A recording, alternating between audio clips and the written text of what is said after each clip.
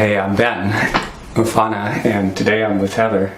And so I wanted to talk about the changes that happen in relationships as you go along, and therefore the importance of checking in on a day-to-day basis, because we were talking earlier about how a lot of times you go in, you're in a relationship, even if the relationship's working well, and there's all kinds of things that affect each individual within the relationship, and whatever's affecting one partner or the other, is going to affect both, actually, and it's going to affect the relationship as a whole. And one of the problems that many people run into is the fact that they're not doing any kind of really deep level emotional processing. Maybe they, at some point, go in, talk with the psychotherapist. I mean, they could do so on a weekly basis or whatever, and yet if we're just spinning around in our intellectual minds, which is often what we do, we just analyze things, we're still not, again, doing that deep level processing, and so it leaves us with a lot more confusion, uncertainty. We're less likely to be on the same page with our partner, or we're not able to be quite as present to what's happening in our relationship at any given time.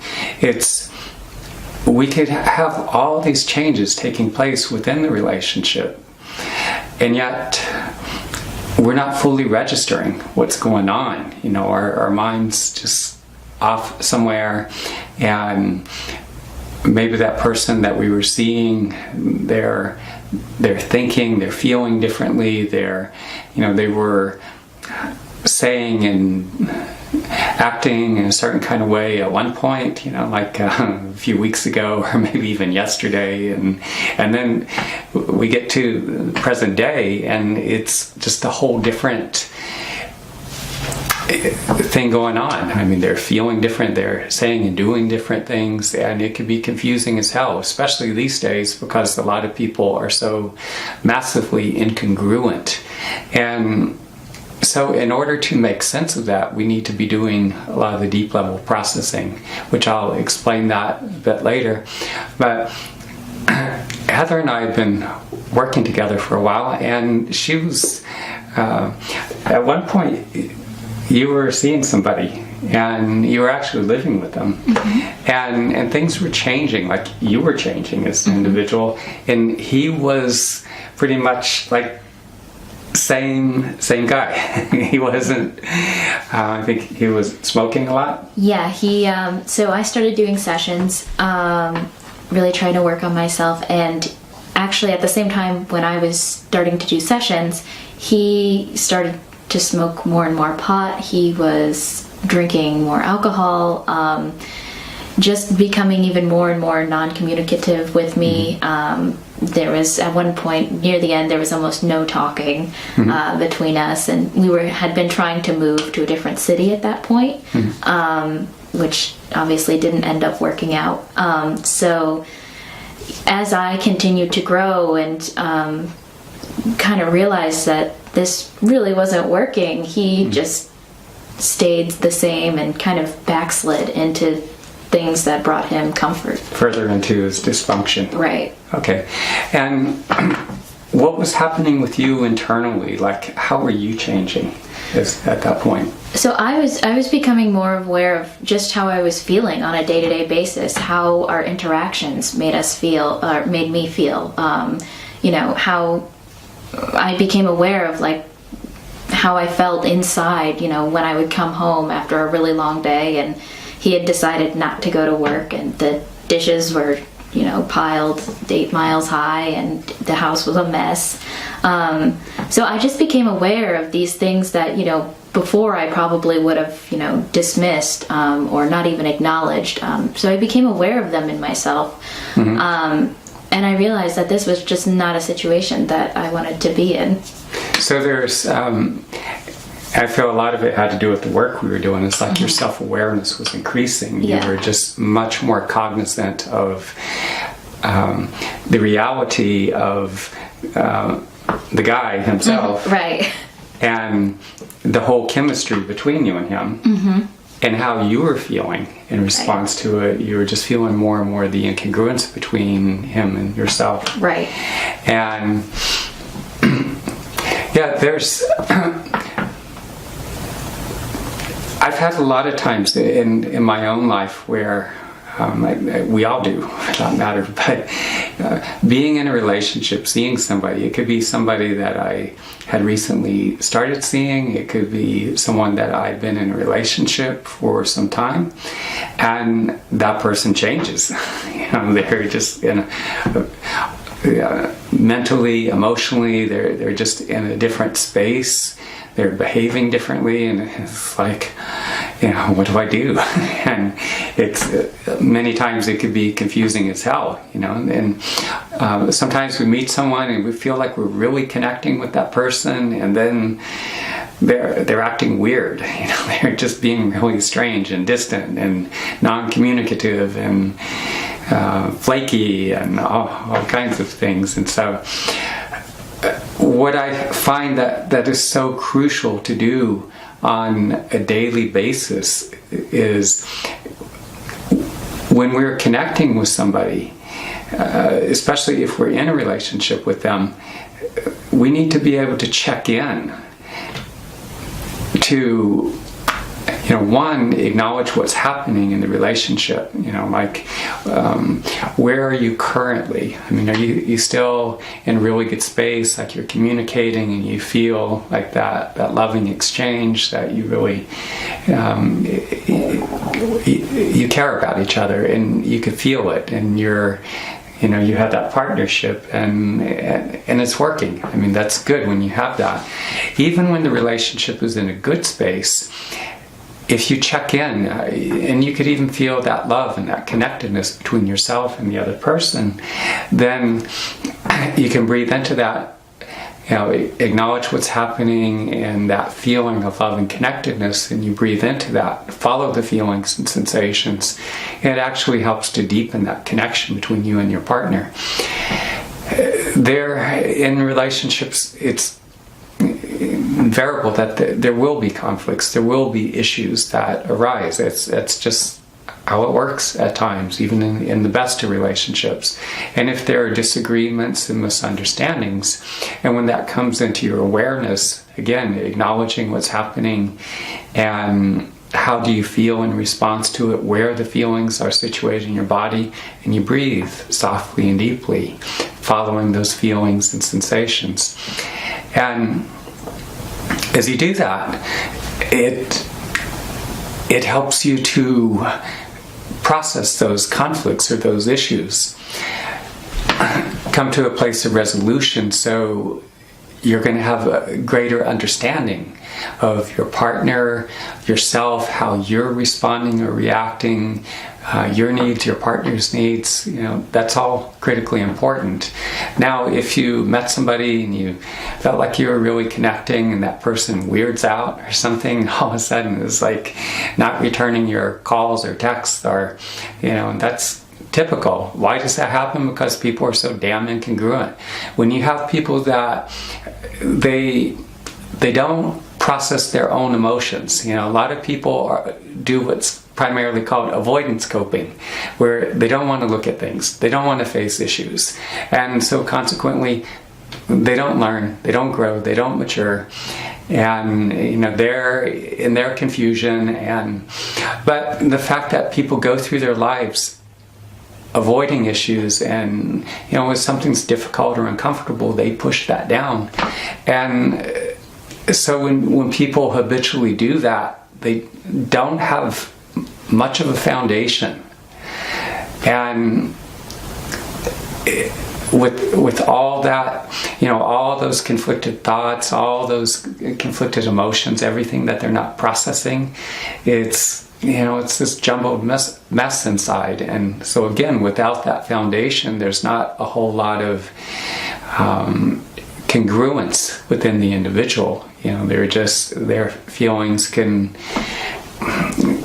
change, how they're thinking, how they're feeling can change very readily, and so there's not a whole lot of there's not much in terms of solid foundation or stability, and so that's one of the reasons we get such mixed messages out of people, so much ambiguity, and so when we were actually doing the sessions, and I had you bring Jeff to your awareness at times, right? Mm-hmm. And what were you feeling when you did that? Definitely, there was a lot of sadness because it was a connection that I had really wanted to work out. At one point, I did really love him. You saw a future together. Right, yeah. But it just became very clear the more I brought him to my awareness that it just wasn't. It brought up a lot of just sadness and anger and confusion because, we had this great connection for so many months, and then it just kind of, we weren't really checking in with each other or anything. Yeah, and it just completely devolved into this mess of things. So feeling that through session was difficult, but it was something very necessary because it wasn't working at all. Yeah, and a lot of times people stay in relationships that are not healthy, where they don't match with that person, where they're just in completely different, going in different directions, and yet they try to make the relationship work, and because you're not doing the deep level processing, what happens is you still have that idea of what you think you want and where things are going, and yet the actual reality of the relationship, but there's this disconnect where, like, cognitively and emotionally, we're not processing, and so we can't fully grasp the reality of what it is. We're not as aware. We're not seeing and feeling the relationship for what it is. And so we need to, again, on a daily basis, whatever's happening in your relationship, whether it's, you have this love and connection, or if, you have conflicts arising, or if things are getting weird, or, the person's being shitty or something, as I said before, acknowledge what's happening. What do you feel in response to it? Is it sad, angry, confused, uncertain, insecure? What are the feelings? Where do you experience these feelings in your body? Are they in your chest, down your abdomen, some other part of your body? Take your awareness, go into the midst of these feelings, and breathe very softly, very deeply. Follow the feelings and sensations as they go through their progression. Because as you do this, what's going to happen is you are going to gain greater and greater clarity. It's not like flipping the light switch where, this room was dark and all of a sudden the lights are on and you can see, the chair that you might have tripped over or something. But with practice on a daily basis, then what happens is every time you practice, it helps to increase your awareness of yourself, your partner, the relationship, the whole relational dynamic. Now, when we did the work on the table, what was happening then? What were you feeling then on the table in response to the guy you were seeing? So I definitely felt like a lot of just turmoil at the time. Yeah. A lot of stuff just that I had been pushing down. It literally felt like it was bubbling up at the time. Yeah. And just realizing how much was in there, even though, we were only together for a year and a half or so, and just realizing, wow, not acknowledging and checking in with these feelings has really caused, everything to become compact and all that emotion and stress and all the relational drama you went through, it was just getting compacted into your body. Yeah. So being able to feel that come up and deal with it was such a relief. I felt so much lighter after every session. Yeah, definitely. I could feel all that stagnation that had accumulated within your body at that time. And that's so commonplace because, again, when we don't process, our life experiences, everything that we go through in our life, and our subsequent cognitive and emotional responses, we store the impressions of those experiences.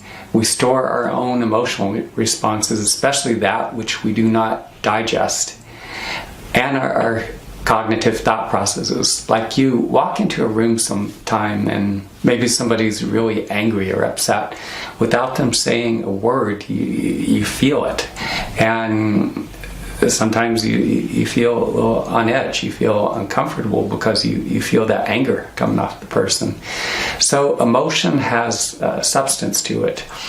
And if we fail to digest our life experiences and our subsequent cognitive and emotional responses, that backs up inside of us. And so what happens is, as that backs up inside of us, it's like we are congealing. Like, you see children and adolescents, and there tends to be more of a fluidity about them, learning and growing, especially children. Something triggers them, they get upset, and they wail. That grief comes out, something, and it just moves through them. They haven't learned to shut down emotionally, and so they cycle things through them more readily, and so that facilitates that learning and growth and continued development.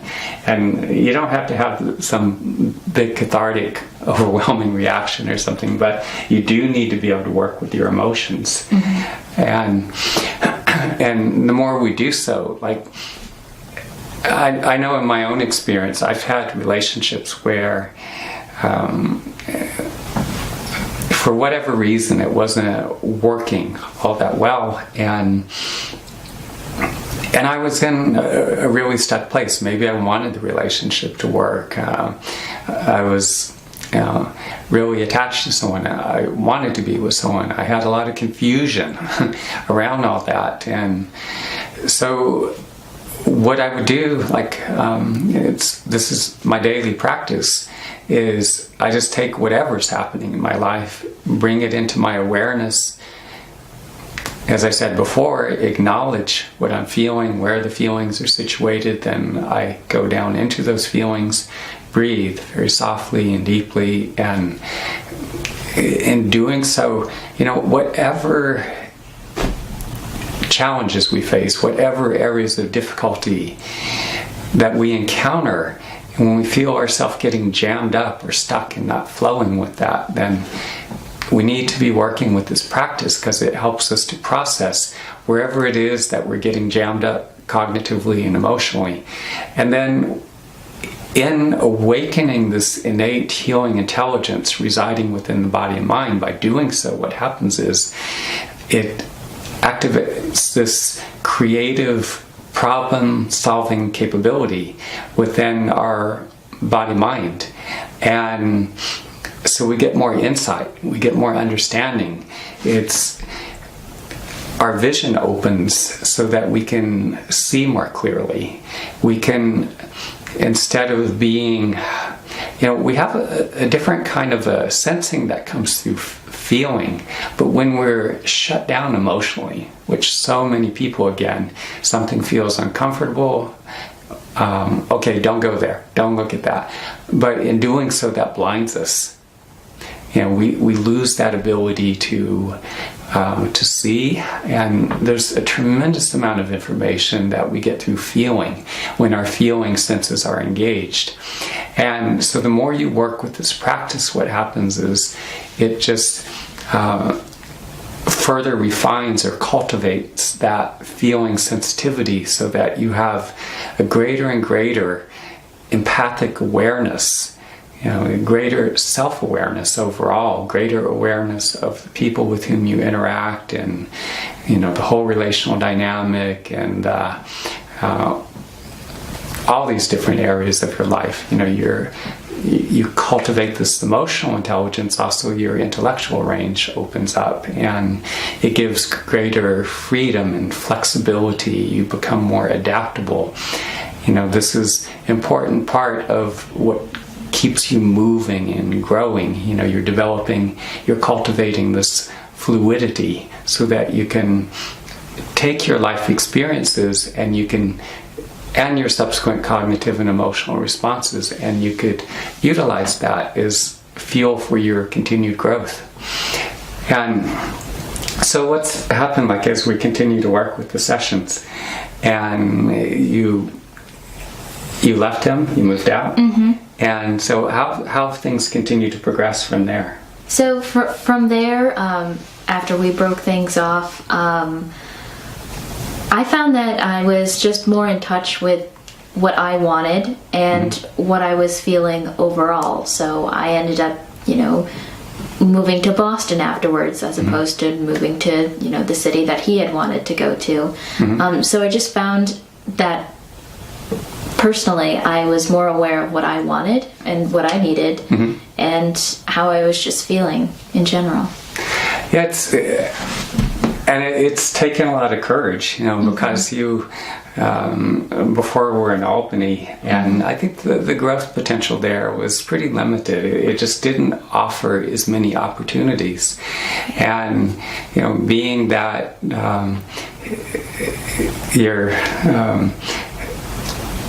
your academic pursuits, that there's, you're just now landing in Boston, and it's like there's so many opportunities here for you to explore. And I'm really looking forward to seeing how you go forward with all that. So that was quite a big leap. You had to work through. I remember we were working. There was a lot of fear. There was a lot of. I was definitely very hesitant, because it was very comfortable in Albany. Even though even though I was out of that relationship, I was still having I still wanted to feel that sense of comfort. Everything I knew and everyone that I knew was still there. So doing the sessions really helped me kind of process all of that fear and take that leap of faith. Yeah, I had a feeling since that in Albany that it was, you would really stagnate if you stayed there. And you left the relationship, but I didn't feel that being in Albany was facilitating your growth. And so I was just kind of sensing, and it's like, okay, I know it's going to be challenging, but I just had this kind of feeling you need to go to Boston. So I was just giving you that kind of gentle push, to go forward. And as we were doing the sessions, what was happening is that you were processing more and more. And there were a lot of things that were, getting your foot in the door, getting the place to stay. Right. Now you're in the process of finding work. And so, there were a lot of challenges. You had a secure job. Right. You had the place to stay. All that stuff was set up in Albany. But, it took this courage, and so you made this leap. And so there's a lot more options for you professionally, academically. So it's, as I said, I'm just excited to see how you're going to go forward from here. Yeah, me too. Definitely. Okay. Anything you want to add? Just thinking back on the whole process, it's pretty unbelievable just how much the sessions really helped in terms of facilitating my emotional processing. Just thinking back of how fearful I was to move, and now being here, and I look back and I'm like, why was I so afraid? But in that moment, it was like I was making all of these decisions that seemed like the biggest and scariest ones of my life. So being able to do session and to process all of that has been a tremendous help, for sure. Yeah, and that's another example where you can use the practice I'm describing. There are two different things we're describing that I want to make the distinction clear. There's the actual practice. I teach practices in class. I also teach practices in the individual sessions. The same practices, the difference is I can focus much more directly on whoever I'm working with when I'm working individually. But say in this instance, there's all this fear of making that big leap, making the move to Boston. And so in whatever area of your life, and you have the sense that you need to do something for in order to move forward, in order to take that next step on your life journey. Yeah, of course, there's going to be fear and doubt and hesitation, and some things are not going to work at times, and you'll feel like giving up, which I know you did at times. Yeah. But when you take those feelings and work with them, go into them, acknowledge what's happening and what you feel, go into the feelings, keep breathing, that's going to help you to process a lot of these. You have to process your emotional responses in order to find that strength and that momentum in order to really move forward. If you attempt to move forward without doing the deep level processing, the process can be much more difficult, and there's all of that resistance in the way because the emotions that you haven't processed, they're sitting in your body, they're operating back from in the subconscious mind, and whenever you try to go forward, you're pushing against that resistance.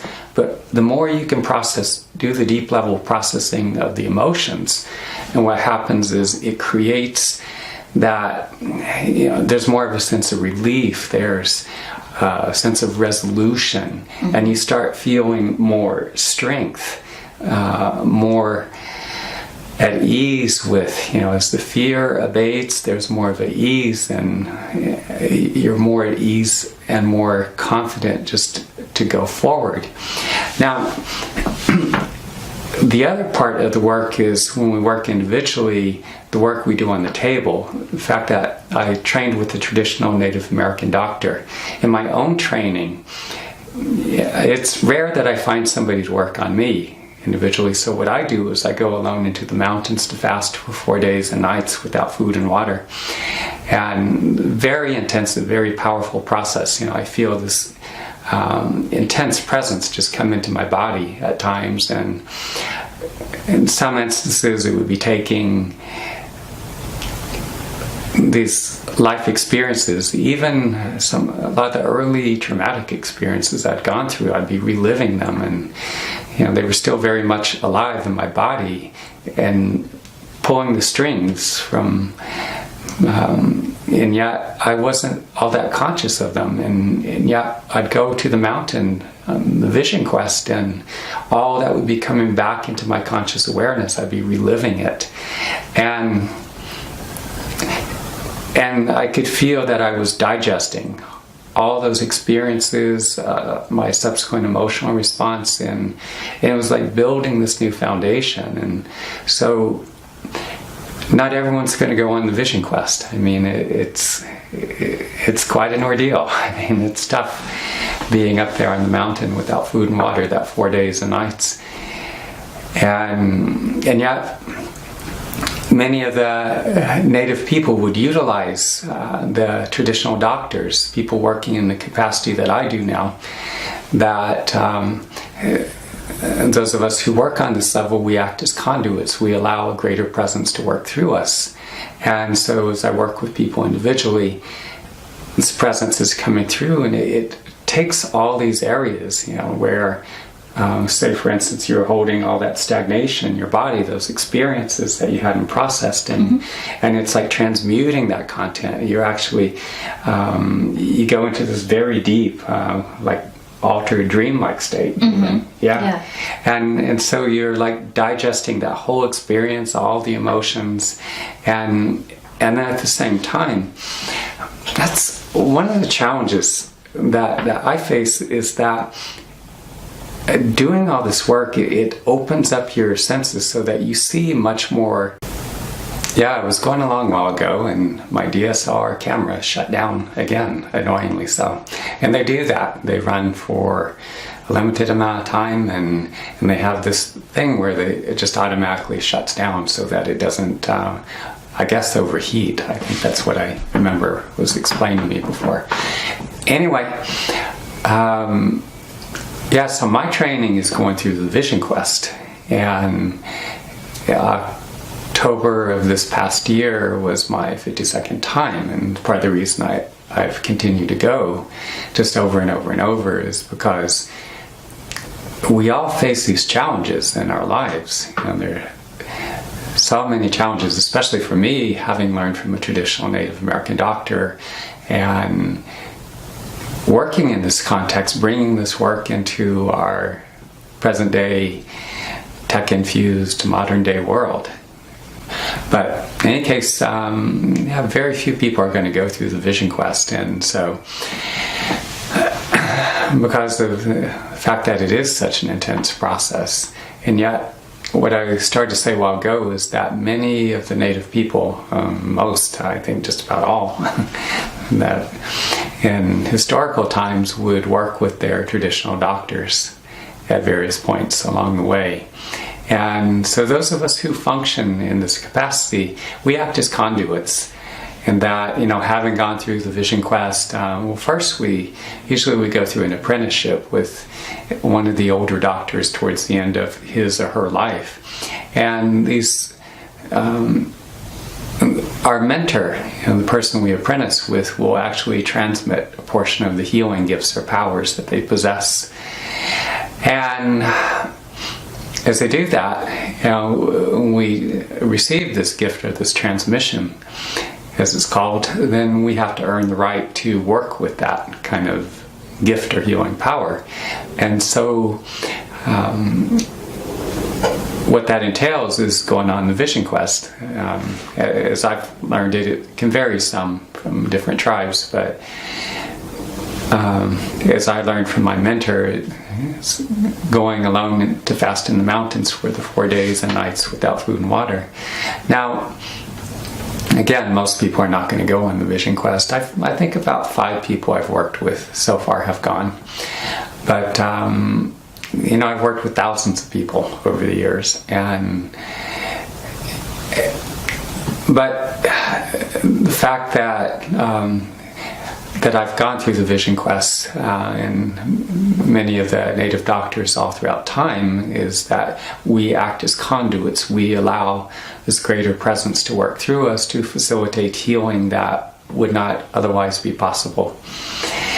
So I'm working with people with a wide range of anything digestive and respiratory disorders, people injured in automobile accidents, just as well as people struggling with anxiety and depression, who were left deeply wounded by traumatic experiences that they'd gone through along the way. And so as I work with people, what happens is, it's this being a conduit, allowing this presence to work through me. It's taking these life experiences, and we're all in different places in our lives. And in your case, Heather, being in the relationship, and like I see so many people would just continue indefinitely in a really toxic relationship, and like you have like your own inner core, your own inner being, and your own unique sense of purpose and direction, and it's easy to get sidetracked. We get into a relationship, we want it to work, and we. So many of us have this profound disconnect, and because we're not processing, we just kind of get stuck in places that they're not the healthiest places for us to be. Maybe at some point it was a step along the way in terms of our learning and growth, our life journey, but at a certain point we kind of slide into this further into the dysfunction. We congeal in it, and it's not really continuing to serve us to in terms of our continuing growth and evolution. And so what happens is that as I work with people individually, I act as a conduit, allow this presence to work through me. And so it's like you're digesting that whole experience of relationship, all those emotions, you know. And then as you digest that, you know, then it's like there's this clarity. It's like, oh, you know, he's baking his brains. I mean, it's like smoking, you know, and drinking, and it's like that's not where I want to go with my life. That's really not, you know, where. That's not the direction I need to be heading. And so, cleaning that up, doing that deep level processing, you know, from the practice and the work on the table, traditional native healing practice.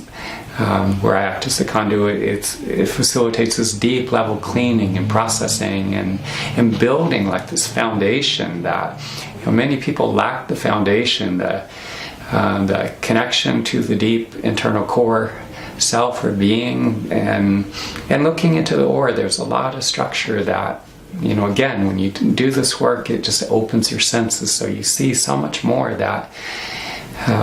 You know, if you do all this intense practice like I have, you know, you'll develop a lot of these capacities yourself, you know, but again, that's intense work to be able to develop to this point. But in any case, this is why I got into this work, you know. It's because I wanted to see people grow and transform and heal and everything. So